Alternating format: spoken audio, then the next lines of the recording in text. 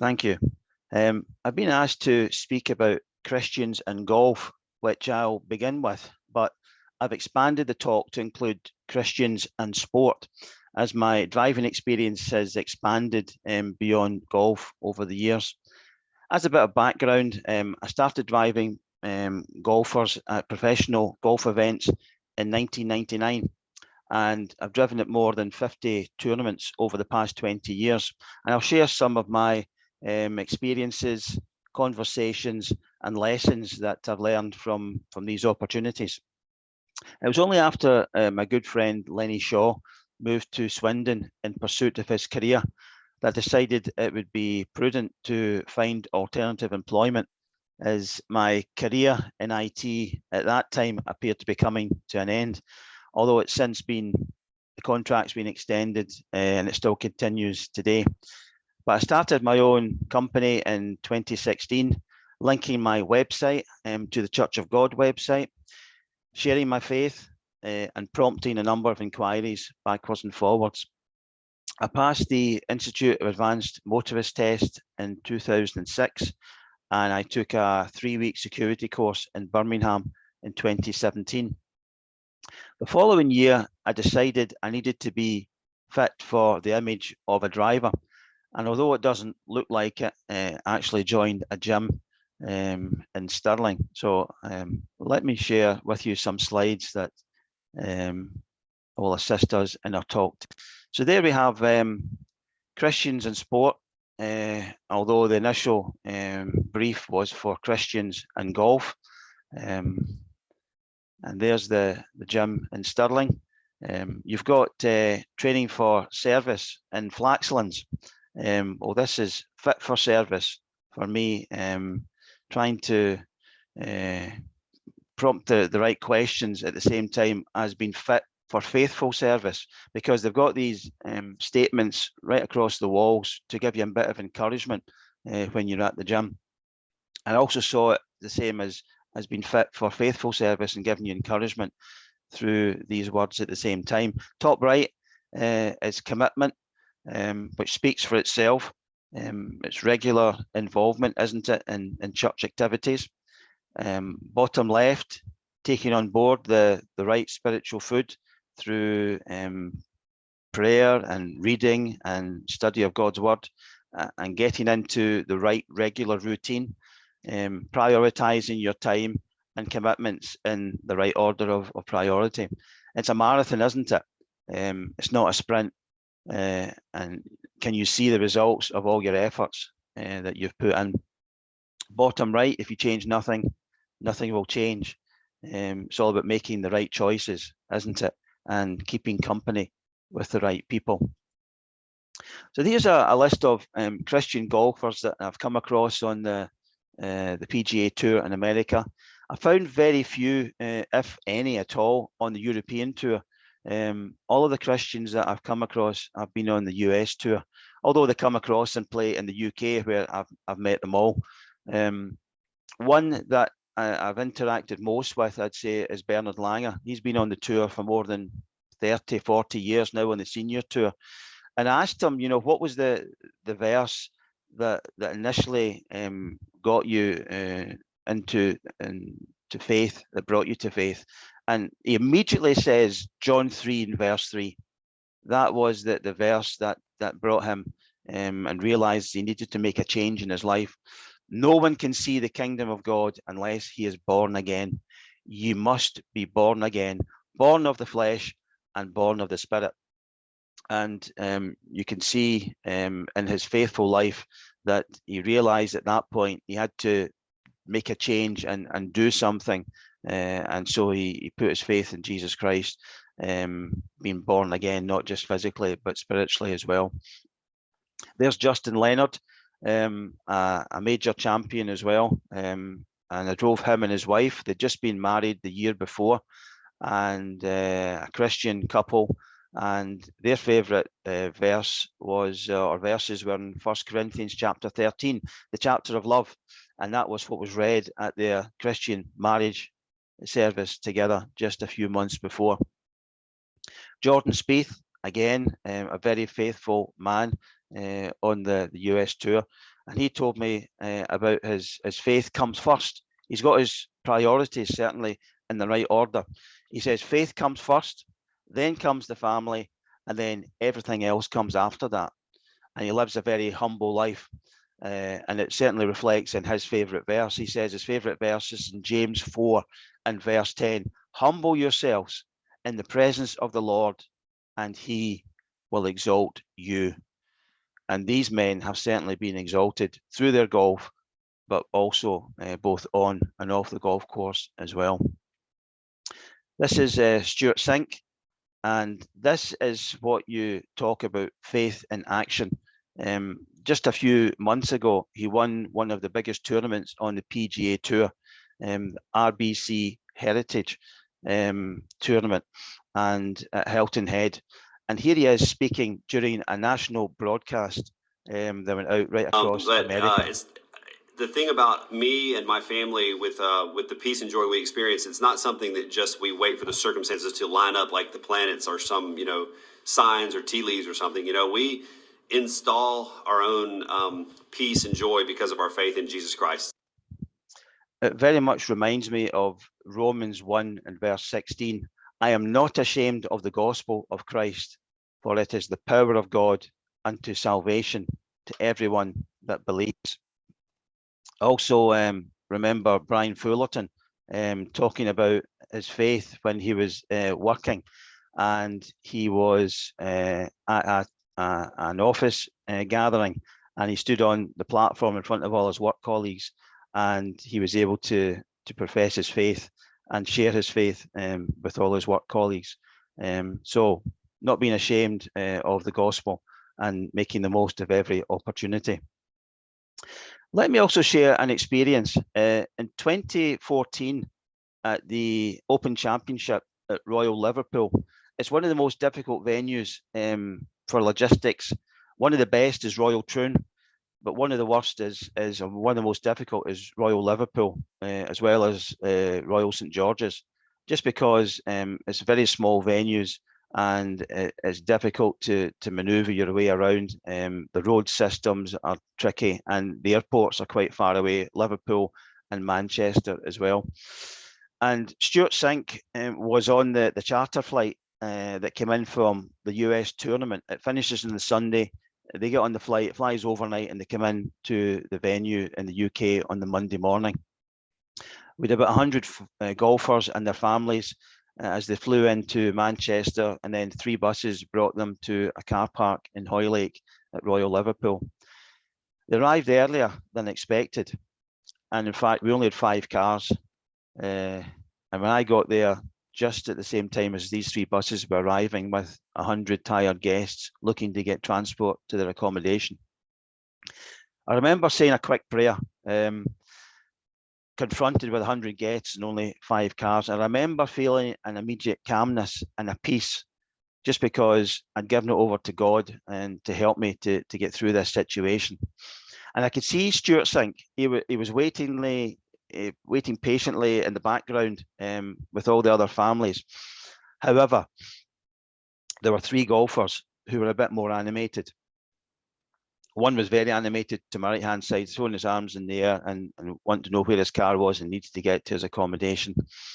And one on my left-hand side, and all he was doing into my ear was constantly saying over and over and over again his surname.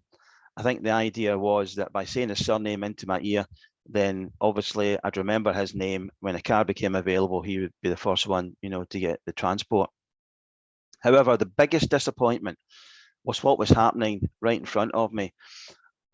One of the most high-profile Christians on the PGA Tour was standing inches from my face, giving me a very hard time for something that was pretty much out with my control. He's a 2-time major champion, and he's wearing sunglasses, so I couldn't even see his eyes. And he come with Stuart Sink. Christians tend to travel together, and so they were all together. Stuart Sink was in the background, and this other golfer was giving me a bit of a hard time looking for transport. Yes, you can get angry, but not because of what is happening to you. You get angry for what is happening to other people, to those less fortunate than yourself, to those who don't have a voice to stand up for themselves. Jesus got angry, not over what was happening to him, but what was happening to others. In the temple, remember, people were being swindled by the money changers as they were transferring their money and making big profits off of the poor. Those who came with their sacrifices, selling animals, who were lame and poor and blind and weren't fit, for sacrifice for God, who only wants the very best that we can have to offer, and they were giving something that wasn't up to God's standard. So what happened when Jesus was nailed to the cross at Calvary? Did he get angry about what was happening to him? No. What did he say? He says, Father, forgive them. In fact, Jesus says, if an evil person takes your shirt, then give them your coat as well. If you get struck on the cheek, turn your face and let them strike your other cheek. And if you're asked to go 1 mile, it was the law in those times that the Roman soldiers could ask a Jew to take their armory or their weaponry and carry it with them for 1 mile. But Jesus says, if you're asked to go 1 mile, you go 2 miles. Another observation from 2014, I was driving the #1 sportsman in the world, and I asked him to put on his seatbelt. The practice range is 1 mile away from the golf course, and we're out on the open road. And I treat everyone exactly the same. It doesn't matter if you're the #1 sportsman or if you're a school child being driven to school. You all get treated with the same respect and consideration. And Jesus treats us as equals. He wants the very best for each and every one of us. And so we treat others with the same level of respect and consideration. So let's go back to our slides. We're talking about school children there. That's one of the contracts that I've got, is taking school children with special needs to school. I've got 5 children that I take as a way of giving back. Then I go and speak at their classes, just about business studies, what their careers will be perhaps once they leave school. Autism, it certainly brought it quite to my attention. 1 in 6 adults in the workforce has autism. You think the person that you're talking to perhaps just doesn't like you because they're not looking at you? Or is it because they're perhaps on the spectrum of having a level of autism? What about the child that's screaming as they're going through the shopping centre, and you think there's bad parents there? Or is it because the child is autism, and they can't help the behaviour in public places? Of the 5 children that I drive, 1 is named after an Israeli king, and 3 others are named after 3 of Jesus' disciples. Names can be a witness. Isaiah's son was called Shear-Jashub, a remnant shall return.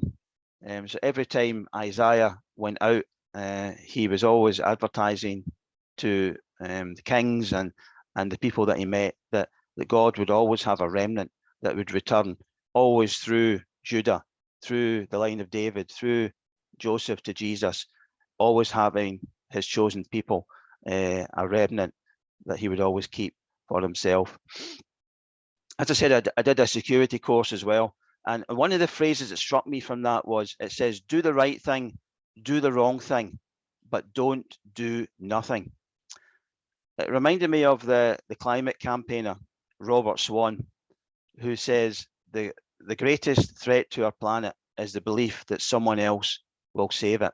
It's very much on our radar, isn't it, about climate change?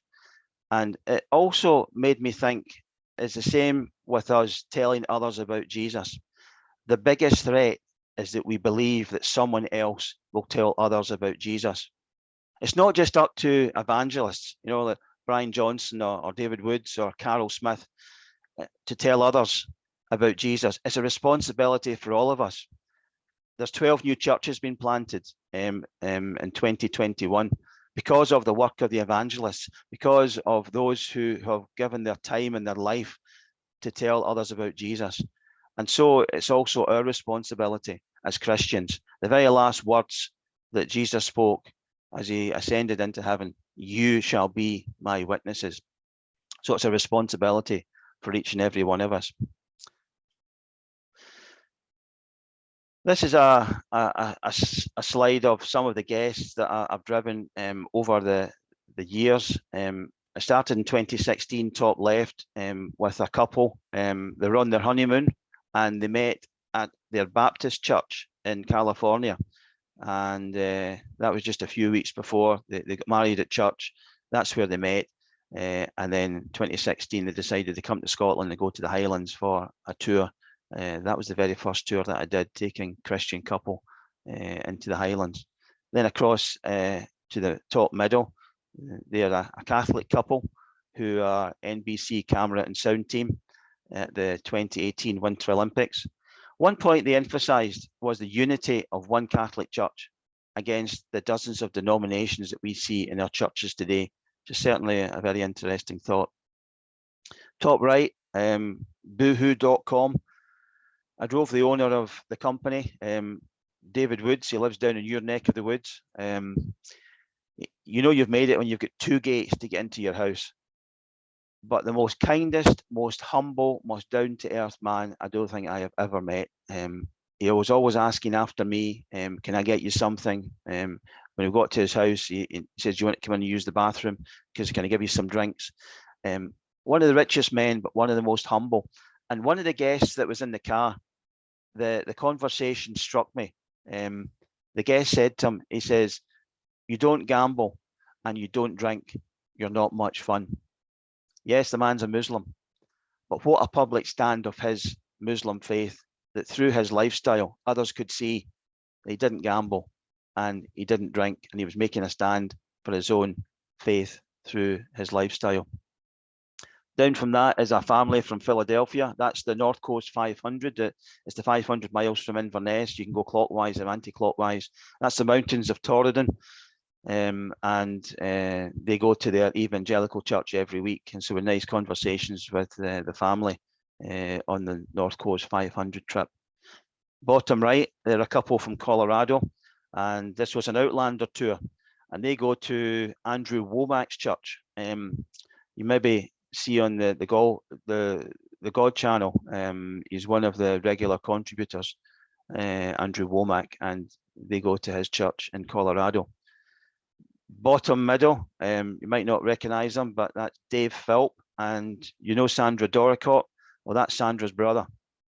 And I played with Dave about 20 years ago on the old course of St Andrews. The only time I've played it, only time Dave's played it, they were across with their family, and they enjoyed the old course. And that was us in 2018, watching some golf. We got them tickets for the Open Championship at Carnoustie, enjoying a day's golf in the sunshine.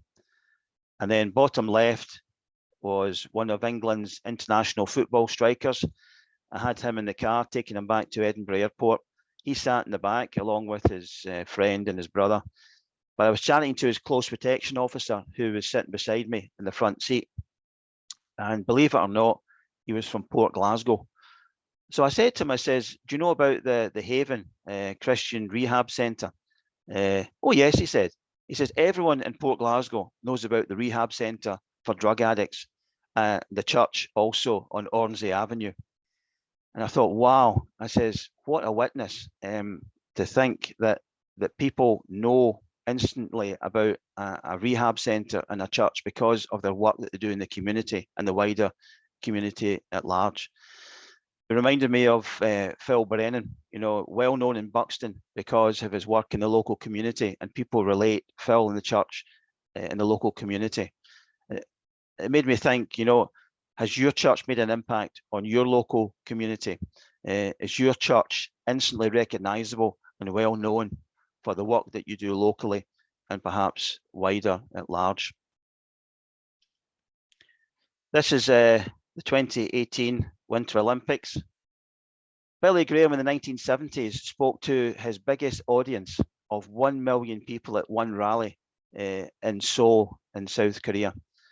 And I don't know if it's a result of that or work from other evangelists, but I've never seen so many churches. And at night time, all of the crosses are all lit up on top of the churches.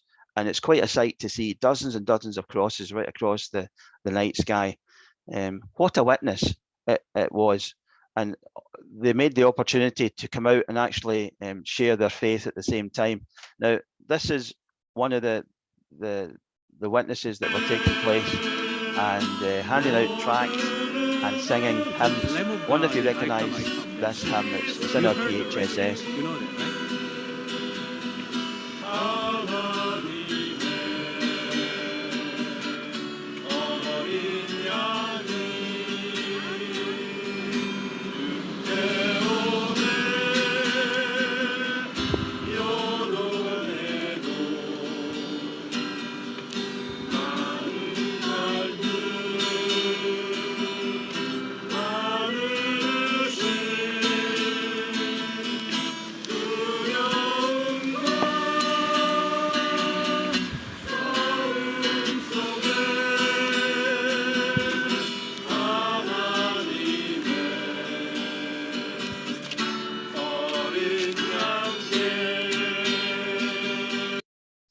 Certainly a South Korean version of the hymn, but as I survey the wondrous cross on which the Lord of Glory died, part of their witness to visitors in 2018.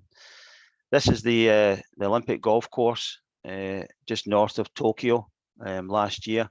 Beautiful golf course, beautifully manicured, tough 18th green there to finish on, and that's where the gold, the silver and bronze medals were decided for the men's and women's tournament. The striking thing about Tokyo was that I didn't see any churches. I think I saw one Baptist church the whole time I was in Tokyo. Again, Billy Graham spoke there to the Japanese in the 70s. Evangelists have gone out there, but they very much, I think, the Japanese see Christianity as a Western religion. I suppose much in the same way that we look at Buddha and Muhammad as Asian and Middle East religions. This struck me as well. This is the Shibuya crossing, the busiest crossing in the world in downtown Tokyo. And up to 3,000 people cross over at any one time. Instantly reminds me of Ecclesiastes chapter 1, when King Solomon looked over his life. And what did he say? He says, meaningless, meaningless. Everything is meaningless. His gold, his wealth, his palaces meant nothing. What do people gain from their labors? Here's these people going about their everyday life, and the sun rises and the sun sets. They do the same thing day in and day out. The wind blows to the south and then it blows from the north. Only what God gave Solomon in his life gave him any satisfaction.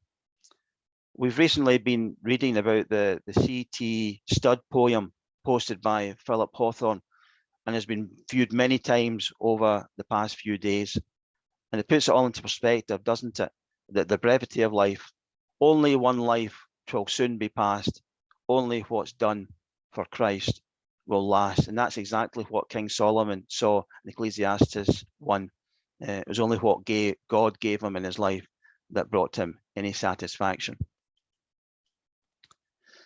Are these the Blue Mountains of Australia? Is it Colorado or is it the Grand Canyon? No, it's the mountains of Torridon in the Highlands of Scotland. And this is where my mother's side of the family come from, the McDonalds. They were poor. That was the croft that my great-grandfather built in the early 1900s, still stands today. One room. They had no electricity or running water. They were poor, but they were rich.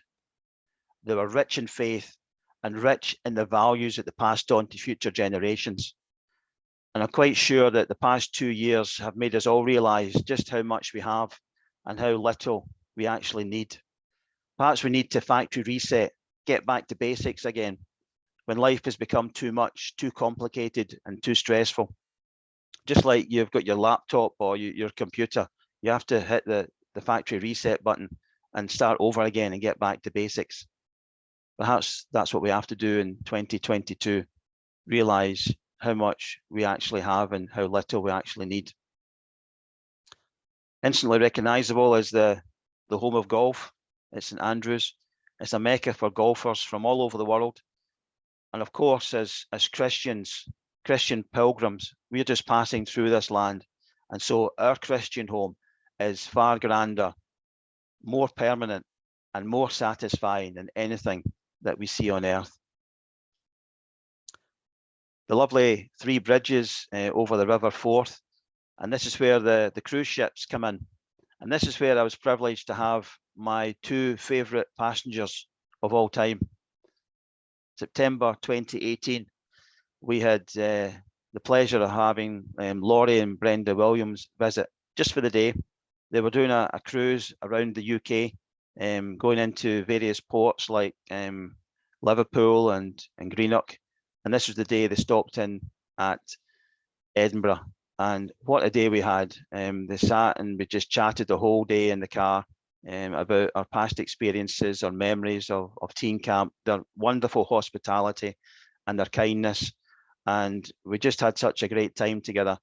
And you can thank Laurie Williams for all of these YFR events and conventions, because it was Laurie that asked the initial question at Mount Forest Camp in 1987.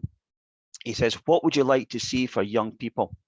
And the answer came back, a larger style teen camp with young people from all over the world. And the seed was sown. Keith Doricott, Keith and Laurie were the two spiritual leaders. You look to them as older, mature men. They're only in their 40s at the time, but they're so far ahead of their time and so mature spiritually. And Keith suggested, you know, that the fellowship would be 100 years old in 1992. And so the plans were put in place. Thanks to that question that Laurie asked in 1987, what would you like to see for young people? And who could forget that gathering that we had at Kinmore Hall? Great men, and taking so much from them. I think Keith is perhaps one of the greatest preachers, in my opinion, that I'd ever heard.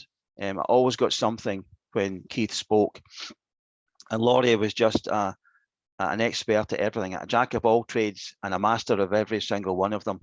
And that's what you do. You take aspects of people's lives, and that is what makes you the person that you become. You become what these people are to you and what they mean to you. And I took so much from Keith and from Laurie. And also, like Cam Ramage, a whole room would light up, you know, whenever Cam entered into a room. And he was such great company and such happy memories. Again, Fred Marks, who we lost recently, enjoyed many a great conversation over various games of golf with Fred. So I'm so grateful to have had all of them as part of my life growing up and learning from every single one of them. And that becomes a part of me, is what was reflected in their spiritual and faithful lives. So that's it. What have I learned then? It's been fit for service. It's do not be ashamed of the gospel. You shall be my witnesses. Only what gives us in our life, what God gives us in our life, will bring us any lasting satisfaction. And don't leave it to others to share the news about Jesus Christ and to make the most of every opportunity that comes our way in 2022. So thank you for listening, and may God bless you all. Thank you.